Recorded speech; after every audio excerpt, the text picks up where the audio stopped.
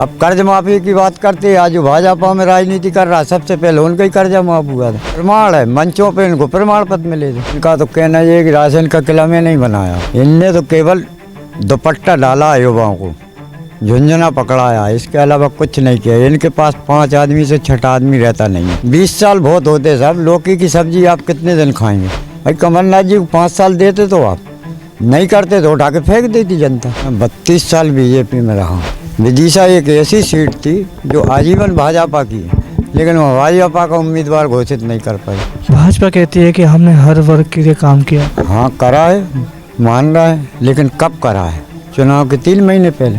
किसानों के लिए ये दुर्दशा कर दी कि 3 घंटे 4 घंटे लाइट मिलती है, तो किसानों को लाइट दी नहीं, खाद के रेट बढ़ा दिए, यूरिया 5 किलो कम कर दिया। प्रभुराम जी तो इसीलिए बीजेपी में आए थे क्योंकि उनके हिसाब से काम नहीं हो रहा था, विकास नहीं होता, उसूलों पे आँच आ गई थी। अब प्रभुराम जी के उसूल ऐसे हैं साहब कि जो आदमी पैदा हुआ जिसने उसको नेता बनाया, ये अपने खुद के स्वार्थ के कारण बीजेपी में आए। क्या नाम है आपका? मेरा नाम है कामता प्रसाद राजौरिया। मैं नगर पालिका उपाध्यक्ष रहा हूँ 2004 में। इस बार किसकी बन रही है? इस बार कमलनाथ जी मुख्यमंत्री बन रहे हैं और अच्छे से बन रहे हैं। इसका सबसे बड़ा कारण है, अपन यहाँ की बात करें लोकल सांची विधानसभा की। सांची विधानसभा में प्रभुराम जी कांग्रेस के प्रत्याशी हुआ करते थे। मैं 32 साल बीजेपी में रहा हूँ, 6 चुनाव संचालन करा है, लेकिन यहाँ भाजपा की ये स्थिति हो गई एक सूखे पेड़ की तरह है। जिन लोगों को वो पेड़ हरा करने के लिए दी थी, आज उन लोगों ने पानी न डाल के उनकी जड़ें खोद दी हैं।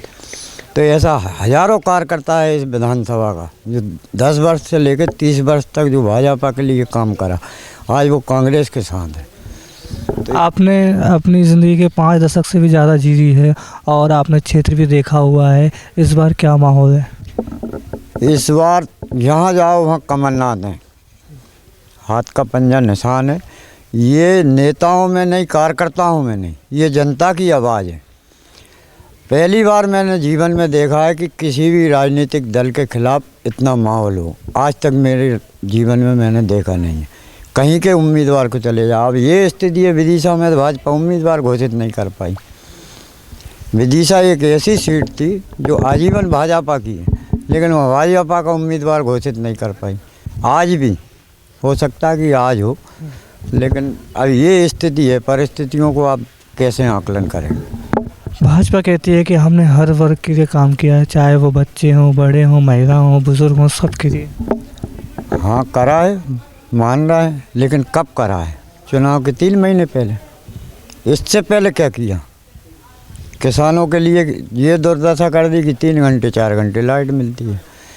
यहाँ 90% 80% किसान हैं, तो किसानों को लाइट दी नहीं, खाद के रेट बढ़ा दिए, यूरिया 5 किलो कम कर दिया।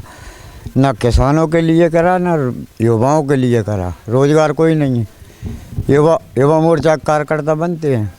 इसके अलावा आप देख लो, पूरे रोजगार वो दुपट्टा डाले घूम रहा हूँ गले में, और उनके गले में भाजपा का दुपट्टा डाला है, इसके अलावा कुछ नहीं किया। प्रभुराम जी तो इसीलिए बीजेपी में आए थे क्योंकि उनके हिसाब से काम नहीं हो रहा था, विकास नहीं होता, उसूलों पे आँच आ गई थी। अब प्रभुराम जी के उसूल ऐसे हैं साहब कि जो आदमी पैदा हुआ जिसने उसको नेता बनाया, ये अपने खुद के स्वार्थ के कारण बीजेपी में आए, और ये सिंधिया जी के दबाव में आए, क्योंकि इनका वजूद तो कुछ है नहीं है, काम ये करते नहीं हैं। कांग्रेस ने इनको 2 बार पहले भी जिताया, लेकिन इनकी स्थिति ये है, इनका तो कहना ये है कि राशन का किला में नहीं बनाया। यदि इनसे आप पूछें, कभी एक सवाल पूछ लें, जो विकास की बात कर रहे हैं, ये बिल्डिंग मैंने बनाई, ये बिल्डिंग मैंने बनाई, ये नहीं बता पाएंगे कि इसका बजट कहाँ से आया। इनने तो केवल दुपट्टा डाला युवाओं को, झुंझुना पकड़ाया, इसके अलावा कुछ नहीं किया। इनके पास 5 आदमी से 6 आदमी रहता नहीं है। चुनाव लड़ने से पहले ज़रूर ये आते हैं मैदान में और सबको भैया कहते हैं, इसके बाद में लापता हो जाते हैं। आप गांव-गांव जा रहे हैं, आप भी देख रहे हैं स्थिति, इस बार माहौल क्या बन रहा है? इस बार तो जनता का अपना माहौल है, मतलब पहली बार देखा है कांग्रेस के लिए जनता तैयार है। कोई नेताओं का माहौल नहीं है, कोई कार्यकर्ताओं का नहीं है। जनता खुद माहौल बना चुकी है कि इनको हटाना। 20 साल बहुत होते साहब, लौकी की सब्जी आप कितने दिन खाएंगे? 20 साल हो गए।